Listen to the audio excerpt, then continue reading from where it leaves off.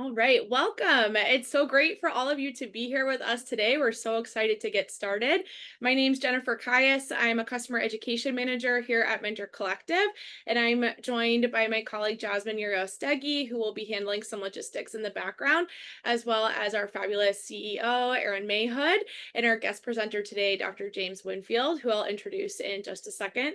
We're excited today to talk about how mentorship bridges the gap between students entering the workforce and the essential skills that they need as they're entering that workforce. We're so excited for you to join us today to hear how institutions are using mentorship specifically to build career readiness right from day one.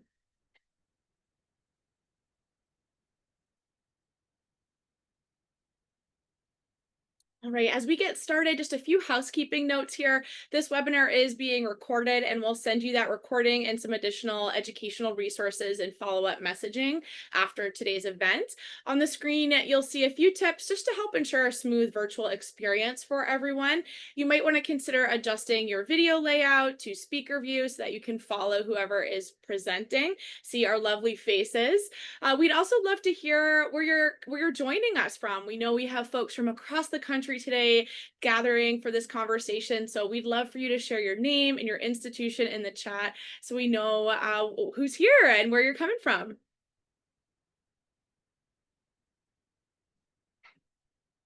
Great. So throughout the session, you're welcome to drop questions in the chat. The Q&A feature is also open and we'll be monitoring that as well. We'll elevate all of those questions at the end to our guest speaker and to Erin. And so you'll be able to ask questions throughout and we'll raise those to them towards the end. We'll also open up live at the end if you want to come off mute, if you're comfortable doing that and sharing questions at that point. And then finally, we love those reactions features, right? So if you like what you're hearing, you want to celebrate, you want to hear more, it's sounding good, please let us know. We'd love to see what's hitting with you. So use those reaction features to engage with us as we're sharing our content here today. Awesome. All right. So Erin Mayhood, our Chief Executive Officer here at Mentor Collective. Erin leads efforts here to ensure that all learners have access to the mentorship, the networks, and the support that they need to really succeed in education and beyond. She is a veteran ed tech executive and a former higher education administrator. She has over 20 years of experience in advancing student success and career readiness, and her work centers on using mentorship to drive belonging, retention, and economic mobility, connecting higher education to workforce opportunities. So we're so excited, Erin, for your voice to be here today as part of this conversation and to talk more about career readiness and what mentorship can do in that space. We're also joined by Dr. James Winfield, who is Associate Dean for First Year Experience, General Education, and Retention Strategies at Southern New Hampshire University's Global Campus. Dr. Winfield is a proud first-generation college student, and he brings deep expertise in first-year programs and curriculum design, and also in faculty development.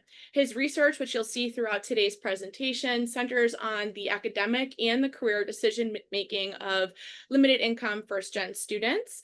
Dr. Winfield also teaches in the higher ed leadership program at Messiah University, and he's a founding member of the Black First Gen Collective. So we're also so thrilled, Dr. Winfield, that you are here with us today. We can't wait to dive into your research and to hear more from you in just a bit. And with that, I'll turn it over to you, Erin, to drive the objectives for today's webinar. Great. Thank you so much, Jen. And thank you everybody for being here. I love seeing from where you're coming from around the country. Thank you for joining us today. It is an absolute honor to have Dr. Winfield with us at such a critical moment for our institutions and our students and for employers around the country. So I thought maybe we would start today by grounding ourselves in what we're going to accomplish. And that is that we're going to talk about the top leading indicators of workforce readiness and how mentorship can help learners build real skills, confidence, and their direction. You're going to see some powerful data today. And we're also going to share real student stories, program outcomes, and practical strategies that you can leverage as you navigate how to strengthen career development at your institutions in what we know has to be a scalable and cost-efficient way while not compromising the personalized experience that every single student deserves. So let's get started. And when I get started, and next slide, please, Jasmine, I always like to, ground ourselves in, the issues that we're looking to solve. And so right now, I think we're all feeling that there's a renewed sense of urgency around career readiness, and we see it showing up in a lot of different ways. Some of you might be experiencing changes to performance-based funding models. Some of you may be experiencing shifts in the strategic plan coming from your presidents. You might be hearing different types of feedback from students. Employers in your area might be giving feedback on the readiness of students that are entering into their organization. So let's just spend a moment talking about those gaps that are very real gaps and that exist out there. What you're seeing on the slide is what we're all working with right now. And what I always like to say, this is the opportunity space for us right now. Despite, we have years of investment in career services and employer partnerships at many of our institutions, but there's still a very large disconnect between what students graduate with and what employers are actually looking for. And right now, the stats are stunning in that 40% of grads are underemployed in their first job. And that really, really matters, not just in the short term, because when you start behind, we can also see that you have, 3.5x, more likely to stay behind a decade later. So that early moment, that for those early jobs are really, really important to help shape your trajectory. So the other thing I want to note here is that these challenges don't fall evenly. First gen students, underrepresented students, they're disproportionately impacted by this. And these are students who may not have access to the same career supports, networks, or guidance.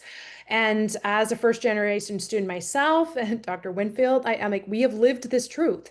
And so it's important to talk about the level of support and what we can do to help all of our students. And then, of course, there's the missing skills piece, and employers are not hiring for GPA. They want durable skills in addition to the hard skills. They want communication, teamwork, problem solving, and they're really, really foundational across industries. In every single industry, we see that the primary skills being sought after are durable skills on the job ads.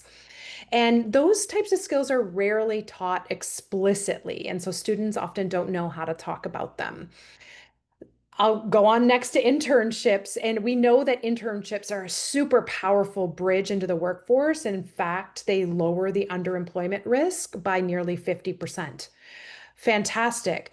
But right now, our students are facing real headwinds with internships. Postings are down 15% since 2023. The competition is fierce. And some employers are raising the bar on experience levels just to be able to apply. And so there's a lot of frustration happening right now around this. The playbook for our students is changing. And the rules keep shifting. So the question I'm always asking is like, how do we provide the personalized support that we need? And only 1 in 4 community college grads and 1 in 5 four-year grads say that they're receiving career coaching, and it's just not enough to support our student population. Dr. Winfield, I just went through a lot there, and I know you're seeing a lot of this on the ground. So I just love to hear your take on how these trends are impacting students right now. Yeah, so based on what Aaron was sharing, there's just a disconnect, right? And I think that that's the overall thing that we can address here in this dialogue and in this conversation. And many times when I'm speaking to faculty and staff, I often say this, that higher education speaks in outcomes, the workforce speaks in skills. Mm. How do we bridge that gap. And that's what we're seeking to solve. And I think that's where we have the most levity to go in and help our students understand that and improve our skills as far as articulating that. Yeah, yeah, so well said. Really bridging the gap, and what I'm excited about today. And so let's move on to the next slide because we frame up the challenges, but what I'm really excited about today is we do have some answers, and we do have some ways that we can help build that gap. And so that's where we will spend the rest of our time today going through how we can address this. So. Mentor Collective is a huge believer in research and data. And Dr. Winfield, you are known for this as well. And there are three things that really stand out again and again as leading indicators of workforce readiness. And those three things are career decision self-efficacy. Do students believe they can make informed choices about their future? Career exploration behaviors. Are they actually taking steps like applying to internships or going to career fairs, working on their resume?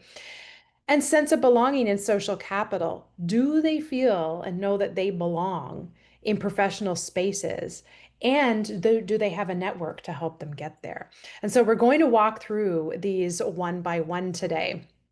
And so the first thing to note about the data and the information that we'll share on the next slide here is that this work draws from both Mentor Collective's large scale assessment and national assessments that we administer with all of our career readiness programs and Dr. Winfield's research on first generation learners.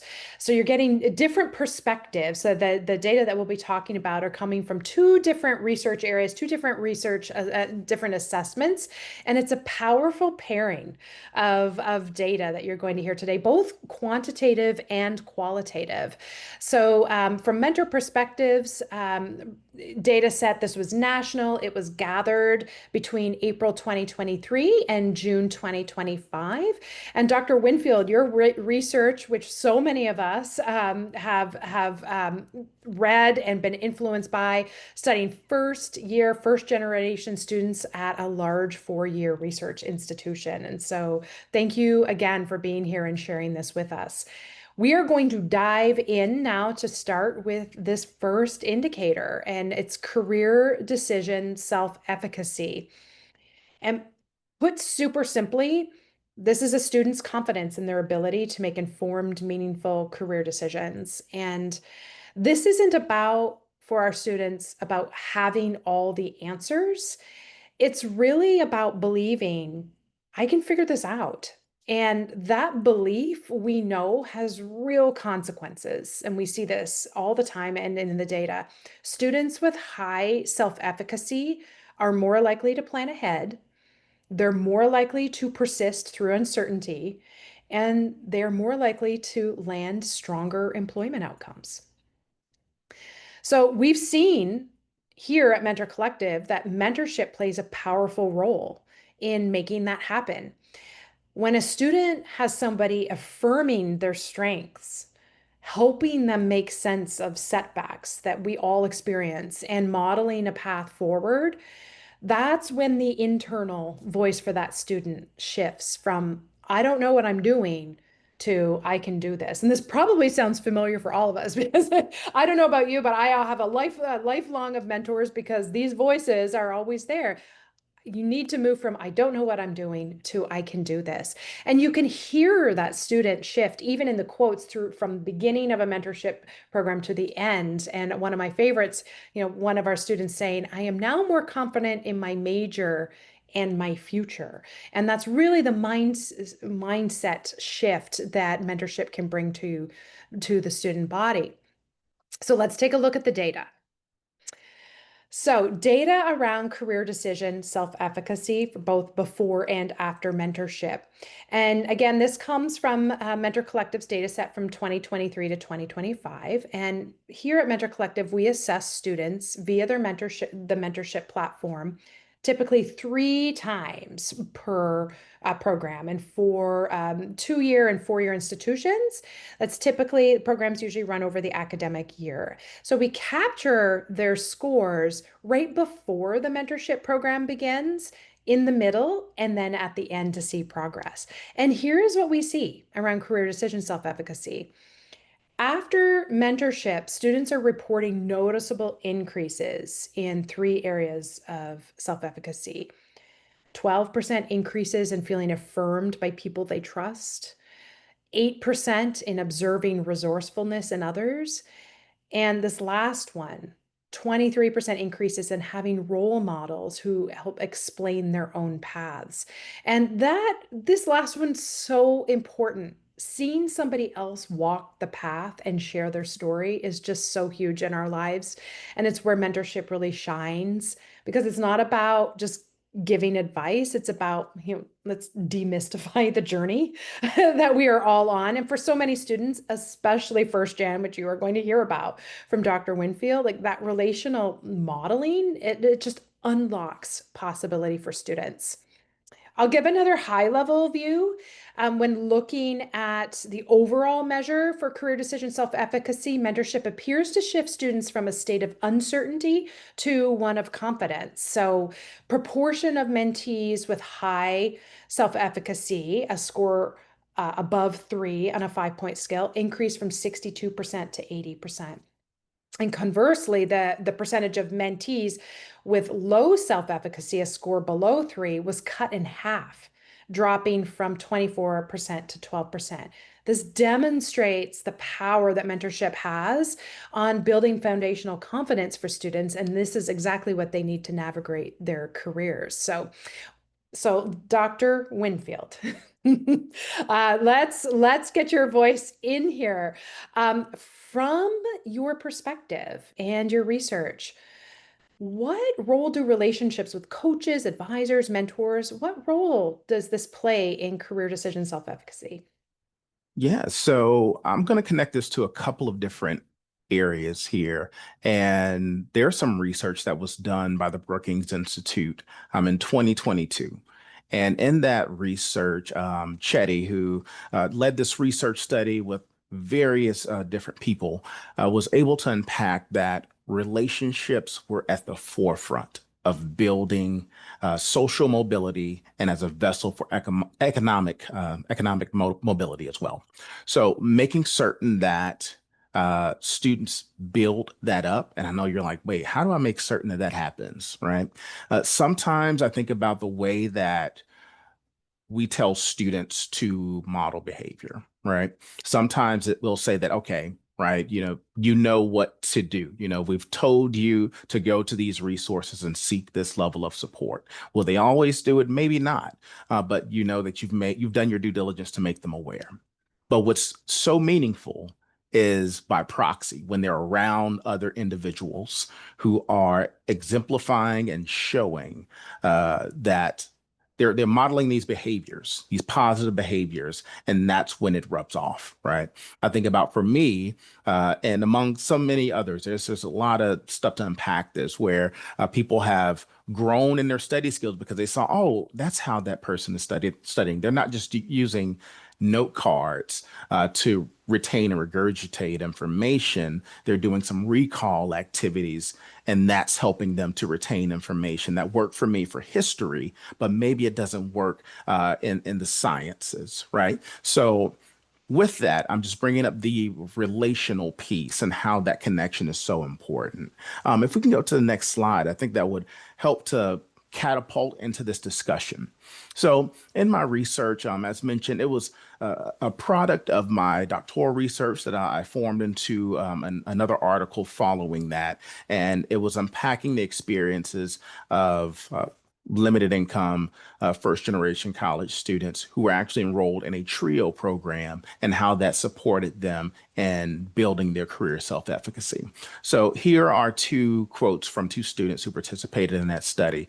Sam, an identified Black male, talked about his mentor and just what she did for him and helping him to navigate his classes. He felt that level of trust, was able to confide in his mentor, and she helped to connect him to the resources and to others who have taken the courses. So he was able to get a pulse check and kind of do that interview of, okay, what was your experience? It may not have been the same professor, but this is what they went through. And then, of course, from that, he was able to gain that trust and seek support services within the academic support unit known as the Student Success Center and get the tutor and assistance that he needed. Monica, a similar experience, but she talked about it more from the standpoint of keeping her on track. And I think that there's something about that, making certain that a student has that accountability partner, because at times they may doubt themselves. And in that, I want to say in my study, one of the top themes that came up consistently of a combination of barriers and points of pride that first generation students had to manage was managing doubt. We often hear about imposter syndrome, right? And many of them shared stories of how they had to navigate that. So those moments where they can get that affirmation and that validation, thinking about Rendon's work on validation was really important for them. But anyway, Monica was able to get that support and get paired with individuals who really had those like interest. And for her to kind of similar to Sam, do kind of that investigative work. Sometimes it was covert and, asking those questions, looking at what they were doing, that modeling that I was talking about, and help to feel more comfortable in a space where there wasn't a lot of individuals like her. She's an self-identified Black woman in this study. So really having someone to increase first that navigational capital, which is what Sam alluded to. And then for Monica, someone to validate her and her experiences. So those were two overarching themes. So the relational piece is definitely a value because as students go through their academic experience, it's not enough for them to just immerse themselves in content. Right. We are in a different wave. And I saw this coming even when I was in school, where, I remember at one point I had professors who would say, let's go to college to be a more learned society. And that is tried and true. And that is definitely in the framework of liberal education, of general education, of education period, right? But as students come in, we also have to think about what are their goals and how are we meeting those goals, but also teaching them the importance of and significance of the content as well and how it connects to the real world, or which is not to say academia is not the real world, but outside of the closed walls in a safe space where they're able to make mistakes, where they're able to ask those questions. Let's take advantage of that, get them to ask those questions and build that trust so that we can best support them and improve that navigational capital, which you also coined in 2005, so that they can build upon that and move forward. I love that you are drawing these connections because I think sometimes we think of the educational experience separate from social capital or networking and all of those relational experiences. But I mean, more and more the dialogue is bringing these two pieces together. And I think the Brookings study, I mean, there's no question at this moment that it's the combination of education and building social capital that is the best bet. So it's not one or the other, it really is both. And so how to figure out how to navigate all of that together in a scalable way is so key. Also, everything you say, sits with me, Dr. Winfield. But I also really want to call out the comment, like, how do I make certain that happens? And we're hearing from, some data at some institutions are showing that 70% of students prefer to interact with technology or a chat bot instead of a person. When we speak to our students about why that is true, we hear the answer because I don't want anybody to hear my stupid question, like literally. And so it's just so important, I think, in this age of screen addiction, social anxiety. We all have had periods of isolation in recent years to know that we really can't leave connecting with others to chance anymore, can we? Yeah. Thank you. Thank you. All right. I know I have to keep an eye on the time. I know Jen and Jasmine will keep me on track here. So let's move on to career exploration and preparation behaviors. So behaviors that really move the needle when it comes to preparing for the workforce. So when we say career exploration and preparation, we mean things like building a resume, reaching out to professionals, attending a job fair, those super tangible actions that signal that a student is actively getting ready for what is next. And why does it matter? Right? Why does it matter? Well, these behaviors are linked to better employment outcomes. A NACE study shared that graduating seniors who used at least one service, any service, in fact, received an average of 1.24 job offers, and that every additional service they use beyond just that one, that starts to increase the number of average of job offers they get.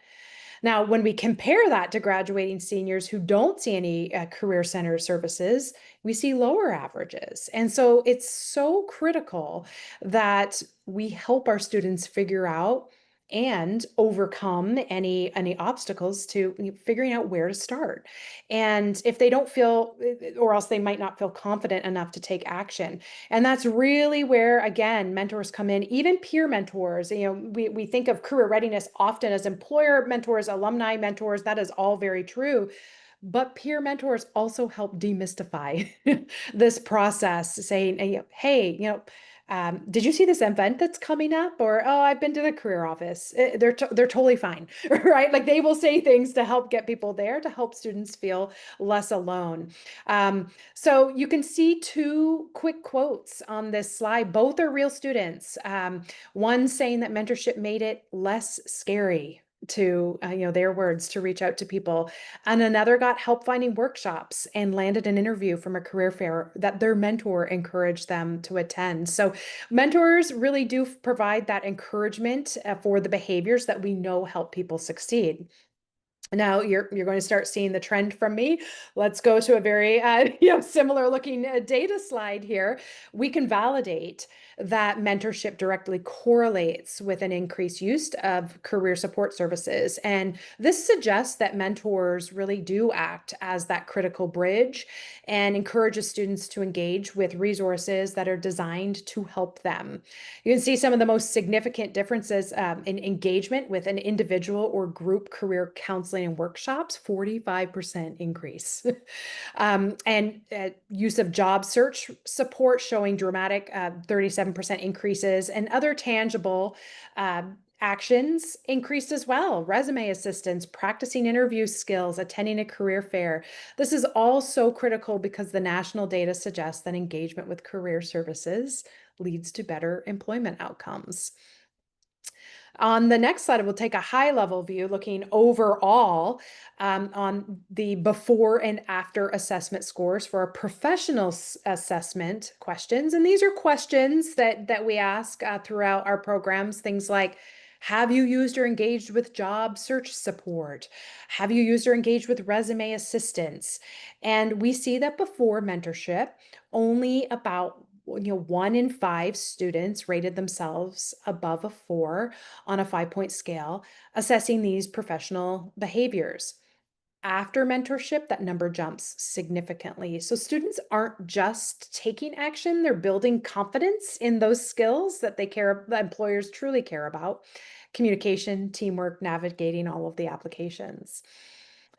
All right. Now, if you take an even closer look, and before I turn this back over to you, Dr. Winfield, an even closer look, I can zoom in on two of the questions here, the ones with the green arrows pointing on the left. There's a notable increase in students planning post graduation as they progress through their mentorship. So critical. And the confidence in developing realistic strategies for locating and securing employment saw significant increases, a 22% increase there. So quantitatively, we see the evidence. Qualitatively, our students are sharing with us how this happens, with one student saying, my mentor helped me find and apply for internships and reviewed my resume. He also pointed me to the Career Center on campus, which I hadn't used before. Another said, I was struggling to figure out my next steps after graduation, My mentor was a great resource. She helped me find workshops on campus for job searching and encouraged me to attend a career fair, which I ended up getting an interview from. So again, it's Dr. Winfield, I share those quotes because they really tie back to themes that you kicked us off with about supportive accountability and not leaving things to chance. So I'd love to hear your thoughts on how can we help students build the muscle to articulate academic outcomes as real employable skills. Yeah, yeah. One point I forgot to close on is I Yeah. really wanted to share is that we have to make certain that we close that gap, but also not give antiquated advice. We are definitely in this new era Yeah. of understanding, and a point to what Aaron made earlier about the social isolation that students have experienced, that we have experienced as staff, is really helping encouraging students to push themselves and learn the art of networking, because that's what's going to truly help. And I think about what Meg J called weak ties, right? I'm able to go into a conversation. Oh, you have a relative from Alabama? Great, right? I'm a native of Alabama, so those types of things to really help weave that together. But to address the question before me right now, how can we help students build the muscle to articulate academic outcomes as employable skills? We have to engage in it ourselves. It's going to take some work. And we have to sit down and look at our learning outcomes. As I mentioned, we speak in outcomes, workforce speaks in skills, right? So your outcome for a social science course may be, I have an example that I drafted up. By the end of this course, students will be able to analyze and interpret quantitative data to support evidence-based conclusions in social science research. What you may want to say is that, I want to be able to analyze and interpret quantitative data to draw evidence-based decisions, to make evidence-based decisions and strategies in the professional setting. So that pivots it a little bit so that you can think about the setting and how to apply it. Because more often than not, I think the skills are there. We are empowering our students and giving them so much content. But what we have to do is engage in the processing and the connection and reflection, which is something that we have to do more of rather than getting so caught up in the rote memorization and regurgitation of information. That's not always going to be the most prudent thing for students if we want them to truly engage and translate that into other places. So we as staff, we as faculty, we have to take the charge and do that and sit down with our students, with our learners, and uh, engage in those practices of that. And sometimes it may be by an assignment, right? Okay, you had your students to do a reflection on how they see themselves in society regarding humanities. All right, so humanities is all around us, right? What aligns with that you've seen that pertains to something you see every day?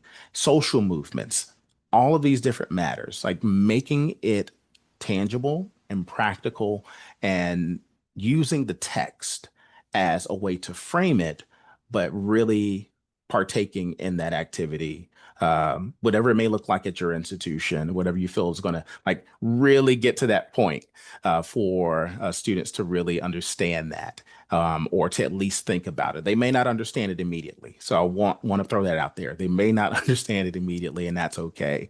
Sometimes you have to have certain events in life that will kind of trigger those moments. And you're like, oh, wait a minute, I did learn that.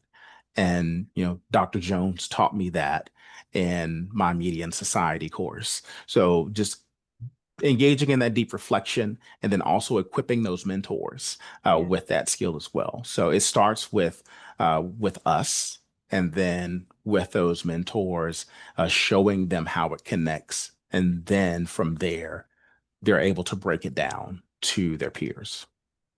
I love this perspective because sometimes the narrative that I hear about adjustments required for the curriculum are feel very, very far-reaching right now. And I'm really hearing your point. It's about shifting how we draw those connections, how we're more explicit in what those connections are. And we are teaching the skills that are so necessary, but our students don't always know how to translate those to their resume, to their job interview, and especially students who are entering into professional spaces for which they have had no models.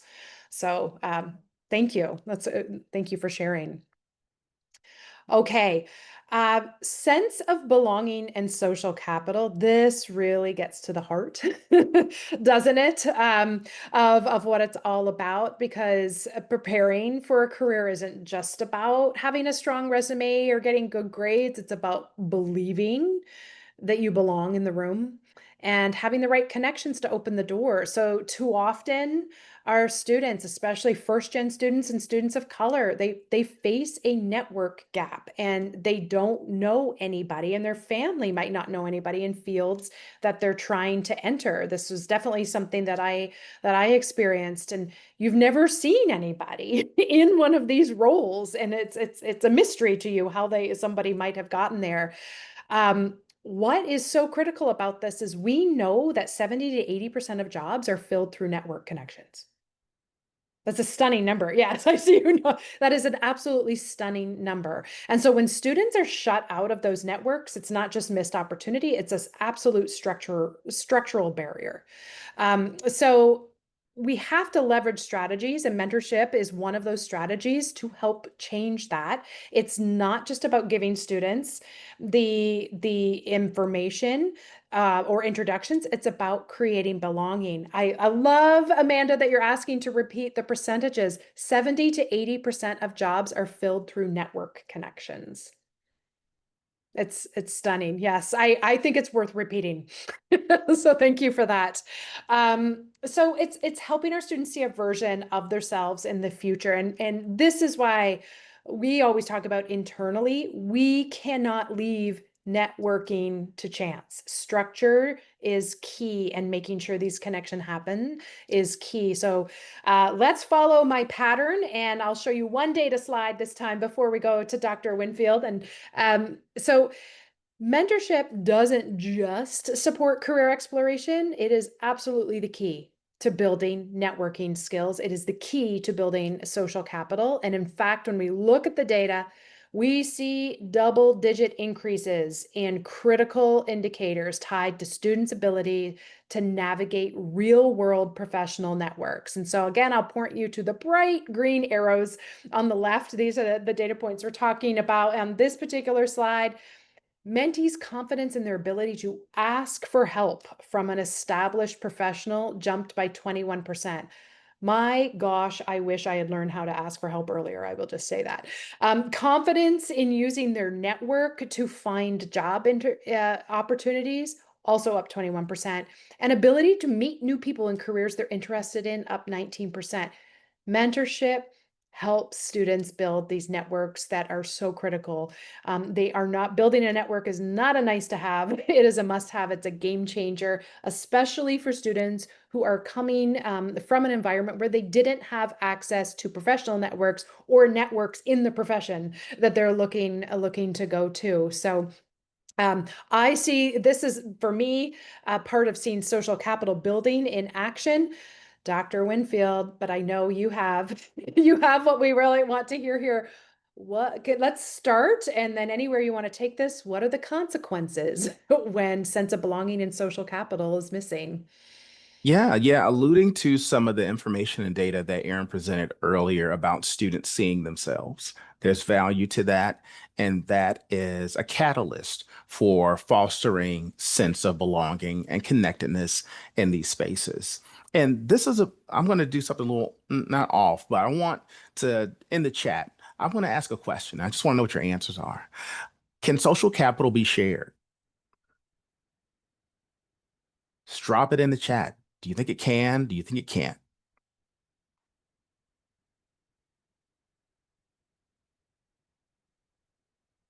Okay. I see a lot of yeses. I see some like yes to a certain degree. Yes. Yeah. Uh, Correct. It can be shared in some sense, right? And the way that it can be shared is kind of taking that person under your wing, right? I'm going to provide an example. This is a personal example of mine when I was a very new paraprofessional. I'm in graduate school, and I went to a large conference, and this was, I'm a first generation college student, have not been in a conference that consisted of 5,000 people. And with that, my former dean of students, who was a VPSA, vice president of student affairs at another institution, I met up with him and, told him, hey, really glad to be here. And I think he can kind of tell that I was a little bit nervous. So what he did is he just kind of took me around, and with that modeling of that art of networking, like he leveraged his capital and introduced me to several different people. And with that, I was able to, get some genuine connections, some of them which I still have to this day. Do I keep in contact with all of them? No, no. I mean, but that's the art of networking, right? But he was able to leverage his capital with people that he trusted, that he deemed as good people, and brought me under his wing, and I was able to meet them. So with that, he was able to share some of his capital with me. I was able to get a couple of job interviews. There was like one offer that materialized out of that. And so there are just some things that can be shared in that sense. And I think we can all reflect on an instance where someone has shared a little bit of their capital with them. It's not always financial. It's not always, getting a job offer, but there are ways that the capital can be shared. But back to the question, that sense of belonging and that social capital, if students don't see themselves, they will continue to think that they don't belong in those spaces. If they don't know that there are Black women doctors, if they don't know that there are Latinx psychologists, so making certain that there is visibility across the broad spectrum of alumni base. So leverage your alumni groups for students to see that and uphold those stories as well, because seeing those narratives also helps them know that it is possible. And it's also a strengthening effort for those mentors and those students as well. So yes, if it's absent, they will think that it doesn't exist. So this is where you have to get in line with marketing and tell the story. We keep saying that often, but sometimes we don't really say what that means, right? In the appropriate spaces, of course, at conferences, talk about it.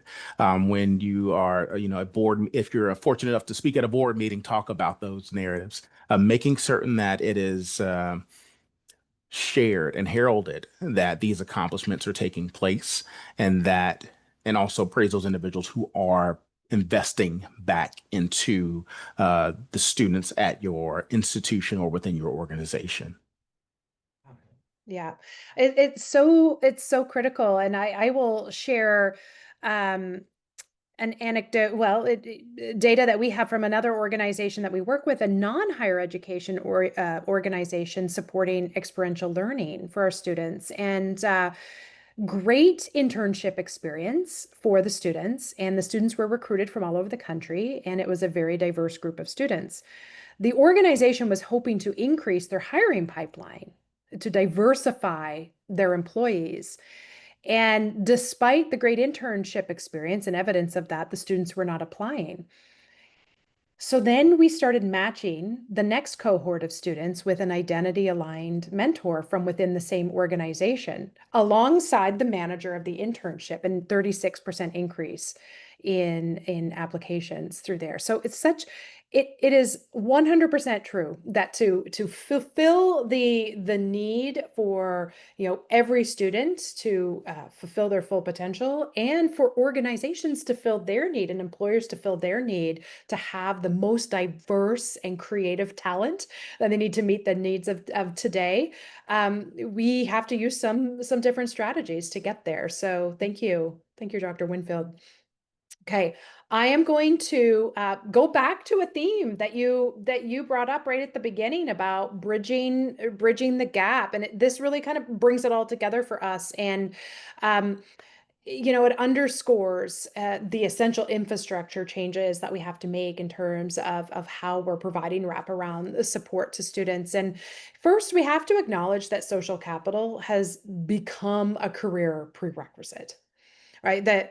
We know this so clearly now. And first gen students and any student navigating a path unfamiliar to them, they walk into professional spaces without access to this hidden curriculum. We know they walk into that when they're, first gen college student.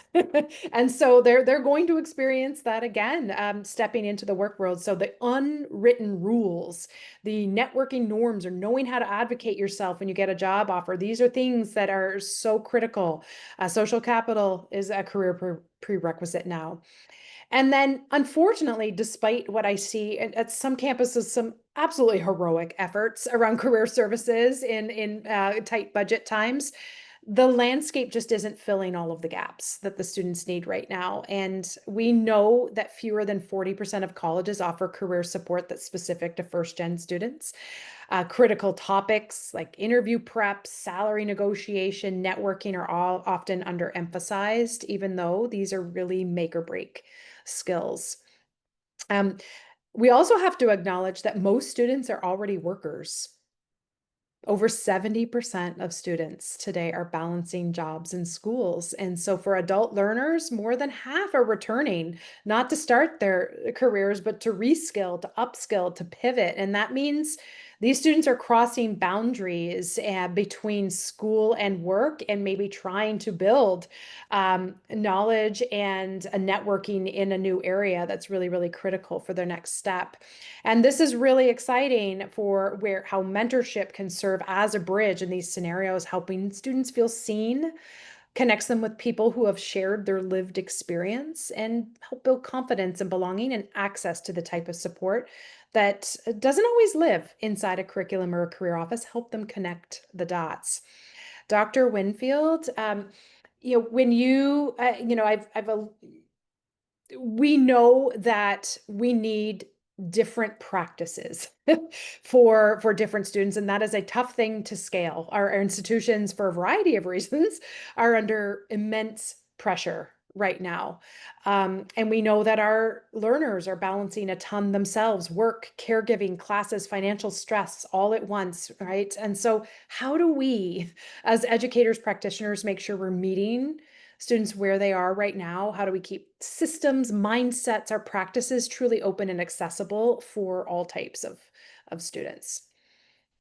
Yeah. There are a couple of emerging trends right now that I want to connect to this. So there was some data that was released about First Gen Forward. I proxy up some other data sources as well. That 72% of jobs by 2031 in the United States will require some form of post-secondary education or training. I don't see that changing with the way that the workforce is shifted. And as I said, post-secondary education, not just limited to the four-year degree. And I did a presentation with some local high school youth here and told them that at some point you're going to have to get some kind of training or credentialing. So that lets them know that, okay, you have to have some kind of understanding of these different avenues so that you can become well versed and move up in those areas. Also, there's a connection here to the socio-emotional piece. In the research that I conducted, along with some other things that I've seen, there was a huge connection with that relational piece with socio-emotional support. So when these students were able to have spaces that they could share their stressors, if it's due to, having to manage multiple responsibilities, work, family, feeling as if they're navigating, this place alone, those types of things, that's very important. So in alignment with, students getting their work done, with them seeking to go into careers to be, gainfully employed. Also, the socio-emotional piece and their well-being is important. So whatever your health resources are, making sure that that's a priority as well in conjunction with this conversation, and being sure to pull those individuals into those dialogues also. I recently saw an article where there was stated that there was a high uptick in institutions leveraging external services that were remote or mobile based for students to engage in, counseling, therapeutic type sessions, so that they could have that in the capacity that it's needed during this time. So with that, making sure that you lean into those services, regardless of the modality, because that's where the students want to be.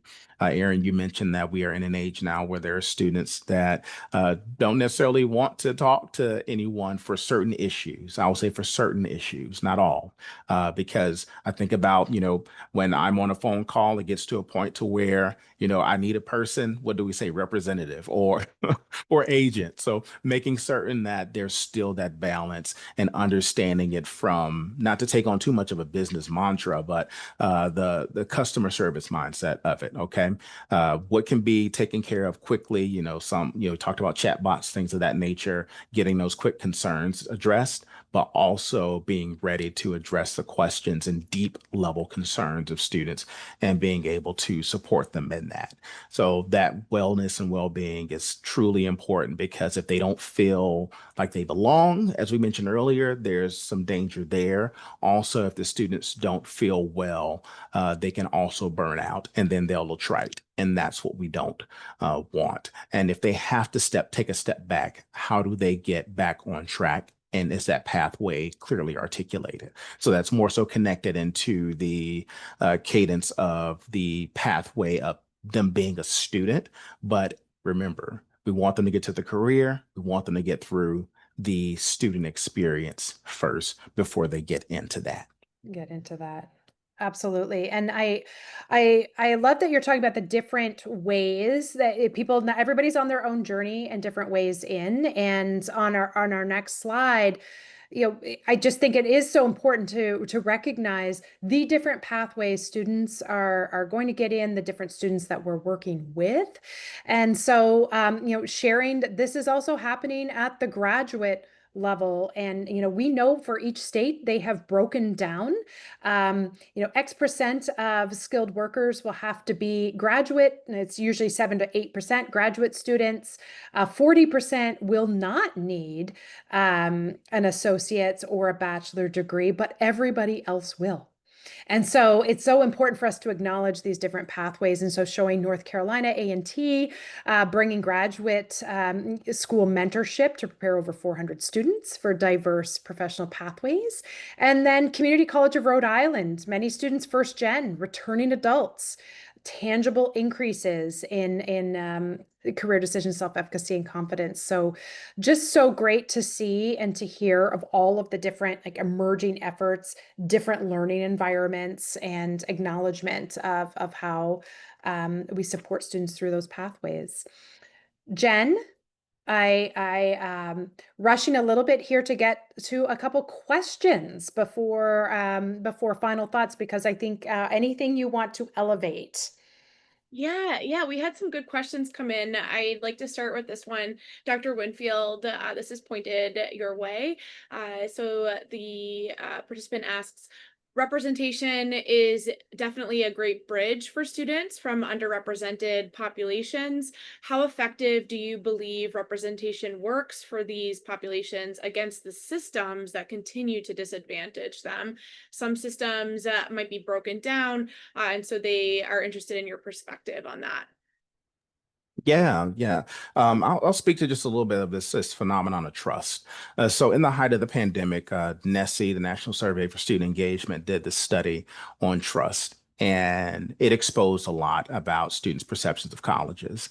And what was very surprising in that, I want to say probably within the 70th percentile, there was a sizable amount of students who trusted their institution during that time, because for some of them, they didn't know where their home may not have been stable. Also, they knew that in an ecosystem of a college, that's where I can get my meals, my housing, and all these other resources. So with that, take pride in knowing that there is a ecosystem that seeks to support students in that right. But when it comes to the systems that may, foster that distrust, we have to rethink them.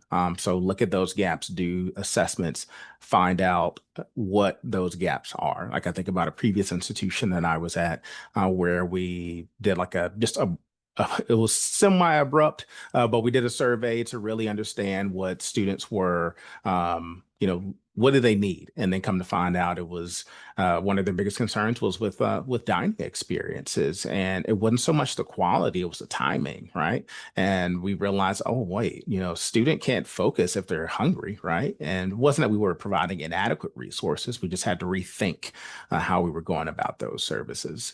So granted, that's not particularly to career, but just an example of how to continually get the pulse of students, be unwavering in that. Often I hear people say that, we're trying to chase students and make them stay. Okay, are you chasing their concerns? If you're not chasing their concerns and addressing those, they will not stay. So ultimately, rounding that up as the premise can help to solve those areas of mistrust within those systems, and making sure that, like I said, if there are narratives and stories per that, elevate those so the students can be seen and the students know that, hey, this is coming from something the students came up with.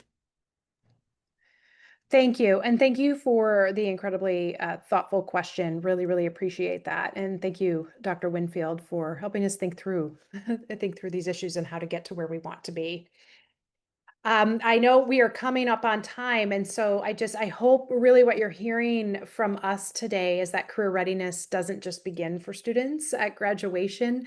It is a true partnership between institutions like all of us and working with the students. It starts the moment that student steps into campus, logs into a class, or starts picturing and dreaming about their future.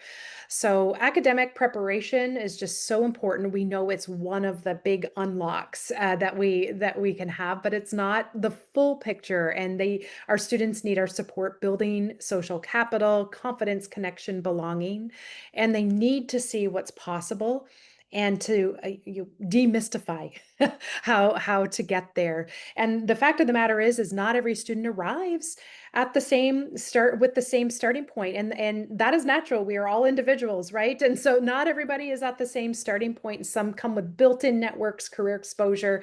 Others are figuring it out as it goes, and that's where mentorship and other structured support systems really do make a difference. So the good news is that we know what's working. The good news is we have fantastic people like you, Dr. Winfield, to help guide us.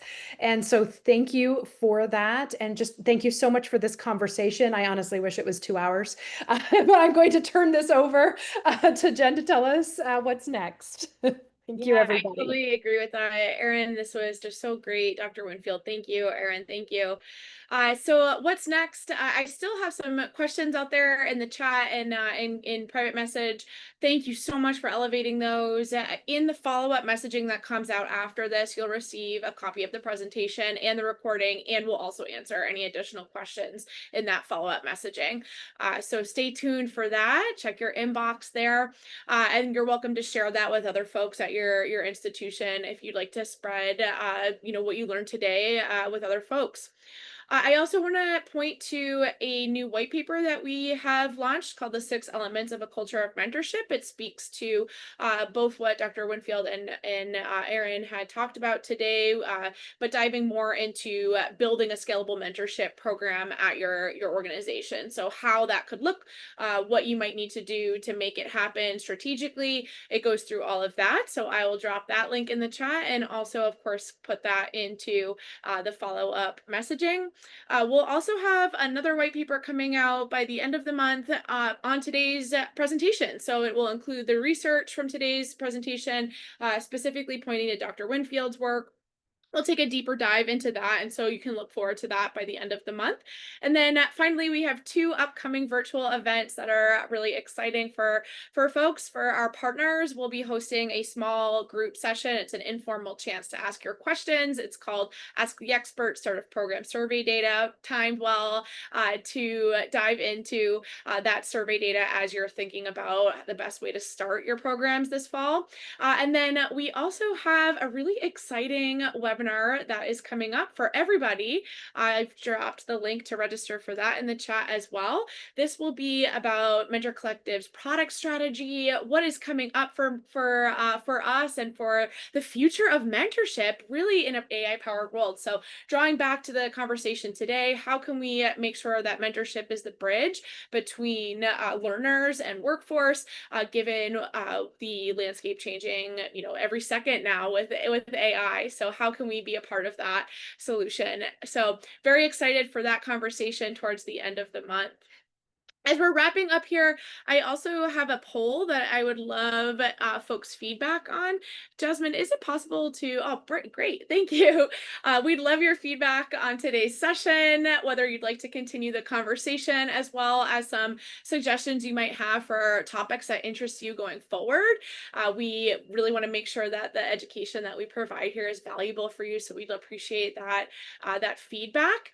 And then lastly, after you finish that, I will see you down the road. I'm sure I'll see you in another session either later this month or throughout the summer into the fall. Please make sure if you have any other questions that we didn't answer for you. Brady, I see that suggestion. That's great. I'll tackle that. Yeah, if there's anything else that you are interested in chatting with us about, please don't hesitate to reach out. We love these conversations. And again, we're so thankful, Dr. Winfield, for your time, your expertise, Erin, for the conversation and your time as well.